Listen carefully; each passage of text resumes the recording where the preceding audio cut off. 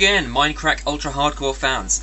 Tonight we're covering episode 5 of the Minecrack Ultra Hardcore series. Before we get on with tonight's review, I am out of Millicano. So tonight we're having the Oza Kahve Gold Turkish coffee from the Turkish food centre up the road. Unfortunately, after I've made this mug full, I realised the last time I had Turkish coffee it was served in a pot smaller than an espresso glass. So I may have done something very silly here.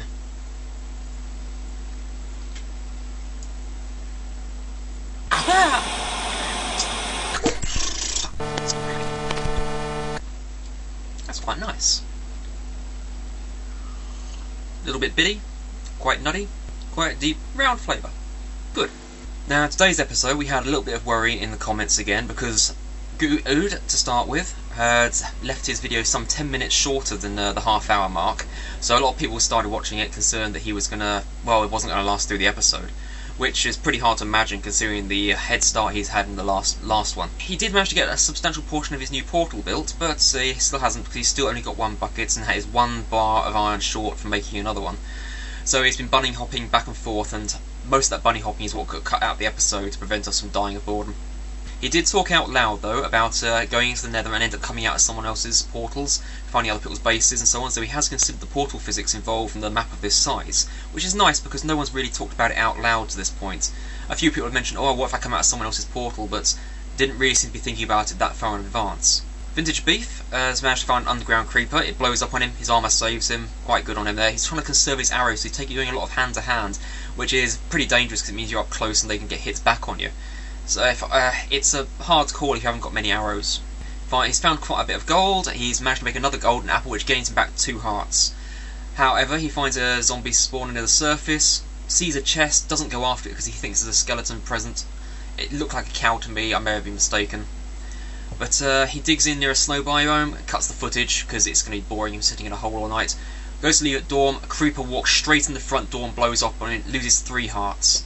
At last second of the episode, though, he's climbing some trees and finds another apple, so he may just be able to make up another gold apple soon, though not immediately, because he hasn't got quite enough gold yet.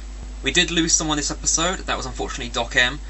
He continued his plan of digging in near where he presumed Kurt had landed, and was correct about that. The video is a full 30 minutes long, so no one was expecting him to die quite as early in on an episode as he did. Unfortunately, he pops his head above ground, and a creeper comes at him, and in dodging it, he falls off the edge of the map. The first person to do so, I should say. After climbing back up, pillaring back up the side of the map, he unfortunately gets attacked by a spider and dies. He almost manages to escape it. It knocks him down to half a heart, then just gone as he's starting to run. A split second more and he would have made it. Interestingly, this episode, series of episodes, confirms what we suspected about the spawn places of both Kurt and Doc, and that when Doc respawns, he spawns in the ocean, and Kurt replies to him, "Goodbye, my mermaid friend," because they both spawned in the ocean off that corner island, though apparently neither of them quite realised it was actually in the complete corner of the map. Later on, while Kurt is boating, he finds it and realises that the edge of the map is on both sides of the island. So I'm presuming he thought Doc went in one direction, he went another, and he was just going at one edge of the map rather than from the corner. Doc's video is probably a big help to people who haven't been familiar with him, myself included, because he puts in a nice monologue at the end there, showing off his area on the Minecraft server, which is full of machines, mob traps, some absolutely crazy and beautiful looking creations, and you begin to realise that it really is his forte. And he's just seems to have lost practice with the PvP skills. That's simply put. He talks about the strengths and the weaknesses and the nature of the Minecraft team and friendships in between them, and how amazed they all are about the reaction to this series. He ends on a declaration that he's going to be back and he'll show us all, so really looking forward to that, Doc, hoping he's going to be out there doing Eye of the Tiger and training up on this sort of map.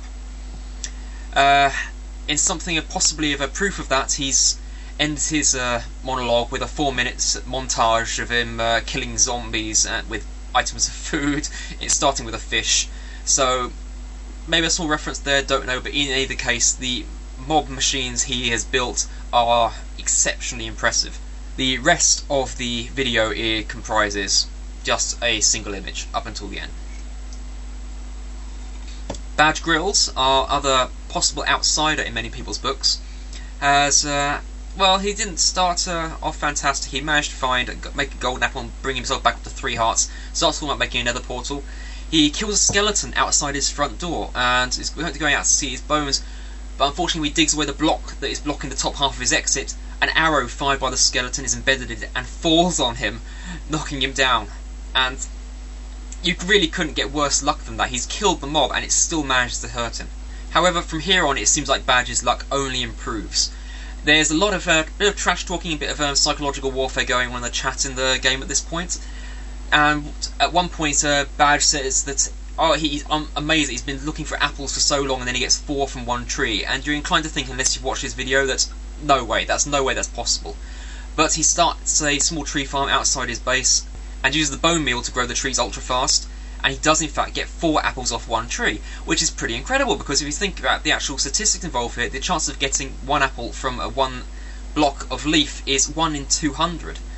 And while there's still a few blocks of leaf on a particular tree, the odds must multiply to some degree. He's probably looking at thousands to 1 that he's just pulled off. And at this point, he goes back underground. He's still got a lot of gold on hand. So he only needs 2 gold ingots to get himself another golden apple and get his health back up again.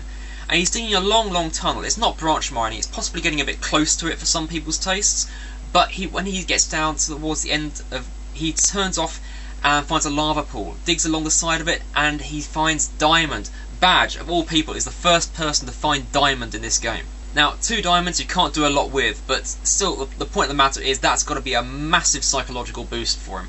And plus having the lava there, all he's going to need is a bucket, and he's going to be ready to make himself a nether portal. And of course, Badge is outside the influence area of Paws's original portal as well.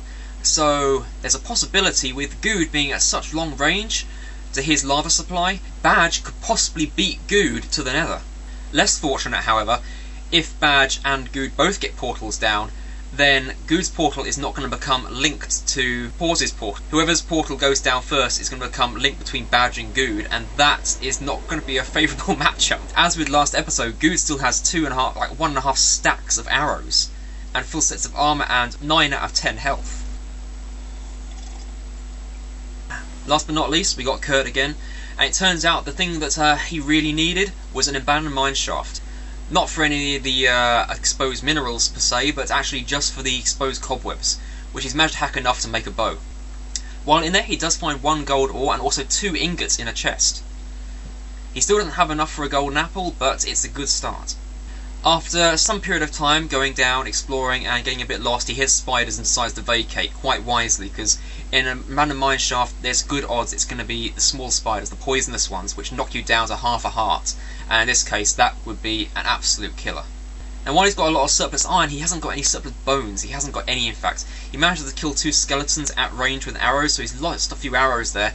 He's picked up 1 or 2 in replacement, but he's still down arrows, and none of them drop bones. He was really hoping to get another wolf. After the second one leaves him nothing, he decides to head back to sea, and takes a boat out to sea and finds the corner island where he originally spawned.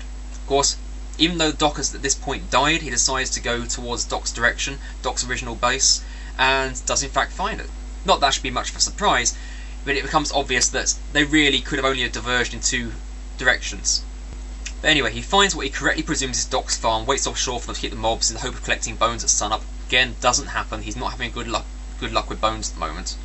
So instead he decides to venture through the jungle, which is a bit of a loss because it means he didn't look for or explore Doc's base itself, because even though Doc had a small hut on the beach, there is no way he could have been operating out of that, surely. At the end of the episode, Kurt is bearing north-northwest and unknowingly crosses Beef's earlier path. Now at this point, episode 5 is 150 minutes in, that's 2.5 hours.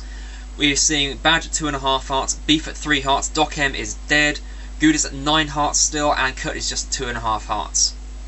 Mind games have started to begin. They're starting to play with each other in the chat after a long period of predominantly being quiet against each other.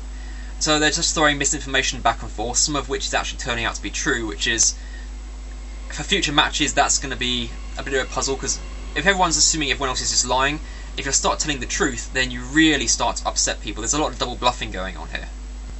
The real highlights have probably been Doc being first to fall off the map, no one else has actually done that yet, and Badge being the first to find diamond of all things. Of Also taken a chance to look back at the betting page that is linked from most of the Minecrack videos. And in this case, it'd been interesting to see how the votes have changed over time. Unfortunately, they're only aggregate. They're only tallying up as they go. So as someone has died, the voting on that particular one may change, but whoever was in the lead before is still going to be in the lead. It'd be nice to see the betting next time plotted against the episodes as they come out. So once one person dies, where does the voting change? Who decides, like, oh, they're out the running now, where exactly should my vote go next? Of course, a lot of these items on the voting page aren't going to be possible to decide until the very end of the series. I mean, for instance, though, I would say probably Doc is the current contender for the worst death, unfortunately, because being killed by a spider like that, yeah. I would currently say Doc is likely the lead contender for worst death, though we've still got 4 players left, and who knows what can happen. Hopefully we'll find out in the next episode, episode 6, which will be bringing us up to the 3-hour mark of game time. Unfortunately, this has been a bit of a slow episode, because there's been very little interaction directly between people, though there has been a few high points in the items that people have found.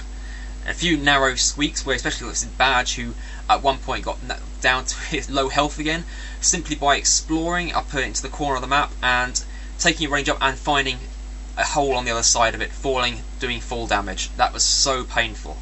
Now, while some people might be thinking, Kurt's going to be coming after Beef at this point, they've both looped around each other and they've both been coming back, but unfortunately Kurt is currently quite a ways off to the east from Beef, and Beef is also, say, west and to the north. So, while they have crossed paths again, at the moment it looks more likely Kurt will stumble across Paws's base again before he meets Beef again.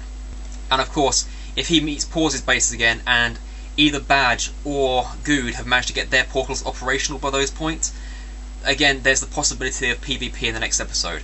Not saying it's a strong possibility, but the possibility is certainly there. If we've got any dedicated Minecraft players out there, I would love to hear a small fact I cannot find anywhere on the Minecraft wiki, is what is the actual render distance for players' name tags. We've seen when Beef entered Paws's base, he could see Paws and Kurt well above him. But how far, if he was at bedrock, would he still be able to see them? What is the actual distance to being view names? How far down would you have to dig to be unseen at all times? It's just a small note, but it's one I'm considering as a possible tactic. If on spawn the first thing you do is gather enough trees to make an underground farm, and then just dig straight down. Obviously not right under yourself, you'd use the 2-block method, but go straight underground as deep as you can, specifically just to avoid your main tapping. Is that possible, or is the world height too slim at this point? Anyway, love to hear your feedback, love to hear your ideas, love to hear more commentary on how people think the episodes are going so far. Got a haircut today, so if I've been twitching and itching and looking like I'm a bit uncomfortable, it's just loose hair finding its way down my neck. Like if you liked. Thank you to the new subscriptions I've had. I know these aren't the only type of videos I do, but I think considering the feedback, I'll be doing a lot more of them in future. Thank you, and see you on the next episode. Good night.